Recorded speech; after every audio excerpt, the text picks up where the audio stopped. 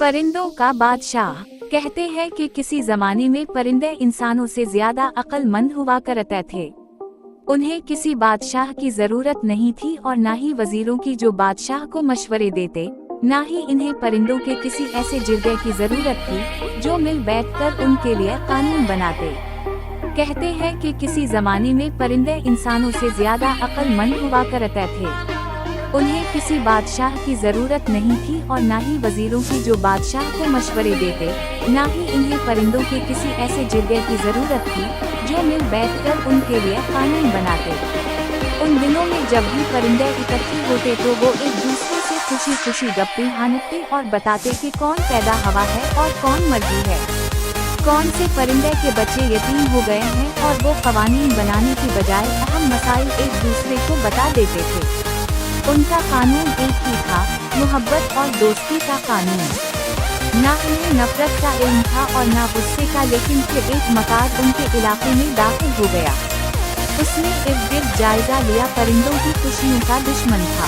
इसने मोर से कहा, तुम अपने आप को आम सा परिंदा क्यों समझते हो, हालांकि तुम बाकी सब परिंदों से ज्यादा खूबसूरत हो। मोर इसकी लच्छेदार बातों में आ गया और बड़े फख्र से खुद को तालाब के पानी में देखने लगा। फिर वही शख्स उकाब के पास गया और उसे कहने लगा, तुम ये मरीज से परिंदे कोयल को अपना दोस्त क्यों समझते हो? क्या तुम बाकी सब परिंदों से ज्यादा ताकतवर नहीं हो? तुम बादलों से भी ऊपर उड़ने वाले हो, तुम आसानी से अपनी चोट से इसके टुकड़े कर सकते हो। उकाब उसकी बातों में आ गया, वो उड़कर गया और अपनी चोट और पंजों से कोयल को घूंसला तहस नहस कराया। इस तरह आहिस्ता आहिस्ता वो मकार परिंदों के बीच दुश्मनी के बीच बोने में कामयाब हो गया। परिंदों की पुरअमन सल्तनत जंग का मैदान बन गई। परिंदे एक दूसरे से लड़ने और गालियां देने लगे। आखिरकार ताकतवर परिंदे कमजोर परिंदों को शिकार करने लगे। हर कोई अपनी ताकत पर नाज करने लगा और कमजोरों को बुरा भला करने लगा।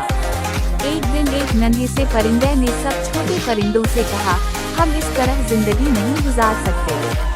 वो सभी उकाब के पास चले गए और उसे कहा, हमें इंसाफ चाहिए। आप सबसे ताकतवर परिंदे हो, बेहतर हो सब पर हुकूमत करें ताकि कोई किसी के साथ ज्यादती ना कर सके। उकाब खुशामद पसंद था, फौरन मान गया, लेकिन परिंदों के जाने के बाद वही मुक्कारे उकाब के पास आया और उसे कहा, बादशाह तो होते ही अवाम से खिदमत कराने के लिए है, तुम्हारे पास वक्त कहाँ नून उन्ना कि तुम उन अहमकाना लड़ाइयों में सुलह करवाते धरू बहतर है तुम उनको इनका बादशाह बना दो। उसकी आंखें कीमती पत्थरों जैसी होती हैं, वो सिर्फ रात को देख सकता है और जब रोशनी में दूसरे परिंदे हवाओं में परवास करते हैं तो वो कुछ नहीं देखा सकता। असल है वो किसी के मामले में दखल नहीं देगा और हर कोई वही करे जो उसका दिल चाहेगा। उकाब पर ये तरकीब बहुत अच्छी लगी, उसने उल्लू को परिंदों का बादशाह बना दिया।